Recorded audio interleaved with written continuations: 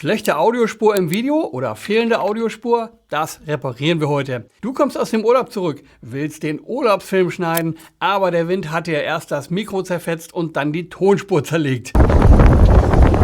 Oder dein lieber Nachbar hat im falschen Moment den Rasenmäher rausgeholt. Dein Video klingt, als hättest du das Mikro mit dem Ellenbogen verprügelt. Oh no. Ich kenne das. Autos, die genau in dem Moment vorbeiballern, indem jemand was Lustiges sagt.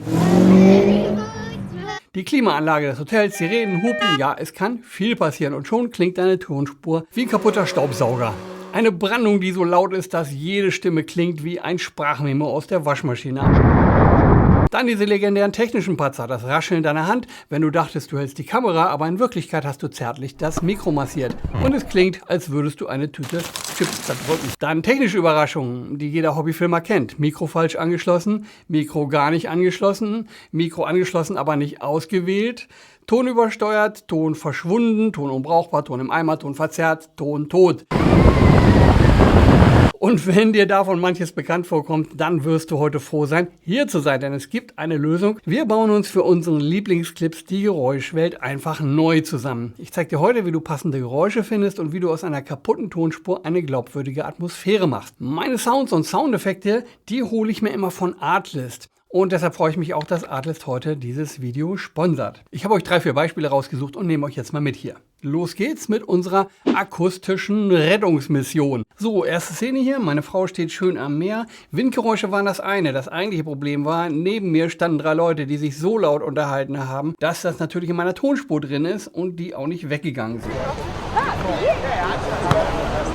So, jetzt gehen wir einmal rüber hier zu Artlist. Da gehe ich zu Creative Assets. Sound Effects. So, und jetzt kann ich hier oben eingeben, muss ich auf Englisch machen, zum Beispiel hier Beach Seagulls, also Möwen, suchen. Hören wir mal das erste an.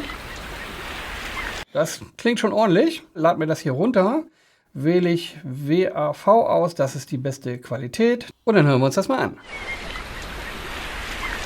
Ja, das gefällt mir natürlich viel besser. Du merkst schon, wir lösen unsere Audioprobleme heute mal gründlich. Wir machen aus einer ruinierten Tonspur eine Szene, die klingt, als wäre beim Film alles perfekt gelaufen. Nächstes Urlaubsfilmszenario: Unterwasser. Actioncams können inzwischen super Ton aufnehmen, aber unter Wasser ist Schluss mit lustig. Hier hörst du erstmal das Original. Ja, klingt natürlich gruselig, weil Actioncams, die machen noch super Aufnahmen über Wasser, aber eben nicht unter Wasser. Wir sind wieder in Artlist. Hier gebe ich jetzt mal ein Water Dive und hören wir auch mal gleich hier irgendwo rein. Ja, das klingt schon ganz schön dramatisch. Den hole ich mir. So, dann ziehe ich mir das hier rein. Hören wir mal. Ah, Stimmung, sogar mit Blubber. Wunderbar. Du siehst, du musst einen schönen Clip wegen eines schlechten Audio nicht wegwerfen. Du baust dir den Ton einfach neu mit Geräuschen, die realistisch klingen. So, und was hast du jetzt davon? Wenn du ab jetzt auch Artlist nutzen willst, kannst du dafür den Promo-Link unter meinem Video nutzen, denn damit bekommst du im ersten Jahr 2 Monate geschenkt. Ja, und dann die anderen Klassiker. Du filmst in Zeitlupe, kein Ton. Zeitraffer, auch kein Ton. Wunderbar. Nächste Szene. Mein Sohn hier in Hannover am Maschsee, natürlich in super Zeitlupe aufgenommen. Gar keine Tonspur. So, müssen wir uns auch was suchen. Hier gebe ich mal ein Water Movement. Extra nicht Splash oder irgendwas Lautes, sondern das ist ja so ein...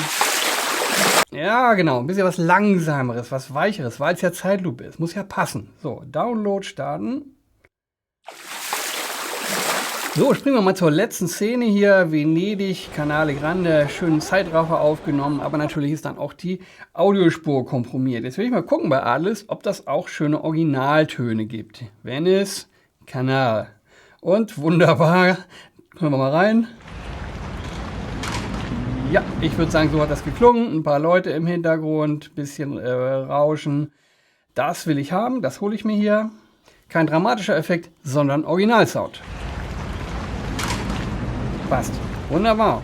Artlist hat übrigens noch viel mehr, das du in deinen Urlaubsvideos verwenden kannst. Vor allem natürlich Musik, aber auch Videomaterial, Videovorlagen und Hammer-KI-Funktionen. Ja, wozu wünschst du dir mein nächstes Video hier auf YouTube? Schreib's gerne in die Kommentare. Bleibt für dich jetzt nur noch eine Frage: Zu welchem Zeitpunkt im Videoschnitt arbeitest du überhaupt mit Audio, mit Musik und Soundeffekten, damit du keine Zeit vertrödelst und keinen Arbeitsschritt doppelt machst? Und genau das verrate ich dir in meinem Videoschnitt-Workflow-Webinar. Da kannst du dir meinen 10-Schritte-Workflow holen, mit dem du deinen Urlaubsfilm ab jetzt an einem einzigen Abend fertig schneidest. Dann sehen wir uns ja bald wieder. Bis dahin, filme deine Lieben und liebe deine Filme.